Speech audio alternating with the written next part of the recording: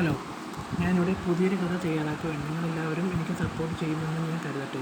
ഈ കഥയിലേക്ക് 2 കുടുംബാംഗങ്ങൾ ഇരുന്നിട്ടാവ് ലക്ഷ്യമാക്കി നീങ്ങി. സാവിത്രിയും രാജേന്ദ്രനും സുമിത്രയും ശങ്കർ മോഹനും കുട്ടികളുമെല്ലാം അവിടെ ചെന്നതും അവർക്ക് ആ വീടെല്ലാം ഇഷ്ടപ്പെട്ടു. അങ്ങനെയിരിക്കെ അവിടുത്തെ ഒരു കാരണവർ പറഞ്ഞതല്ല, അയാൾ കത്തെഴുതി വെച്ചിട്ട് പോയതാണ്.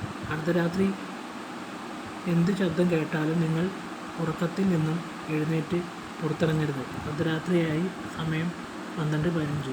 ശക്തമായ മഴയും ഇടിമുഴക്കവും കൂടാതെ കുറുക്കന്മാരുടെ ഓരിടലും തത്തിൻ്റെയും പൂവൻ്റെയും കരച്ചിലുകൾ അടുത്തെത്തി കഴിഞ്ഞിരിക്കും. കാലം കോഴിയുടെ കൂവലും അടുത്തെത്തി. പെട്ടെന്ന് ചെരുങ്കയുടെ ശബ്ദവും. നോക്കിയപ്പോൾ ഒരു വെള്ളസാരി ഉടുത്ത സ്ത്രീ മുടിയഴിച്ചിട്ട് നിന്ന് അങ്ങുമെങ്ങും ഉലാത്തുന്നു. അവൻ ഭാര്യ വിളിച്ചതും അവൾ എഴുന്നേൽക്കാതെ കൂർക്കം വലിച്ച് കിടന്നുറങ്ങുന്നു. ഞാൻ അവിടെ ചെന്നു. നേരം വെളുത്തപ്പോൾ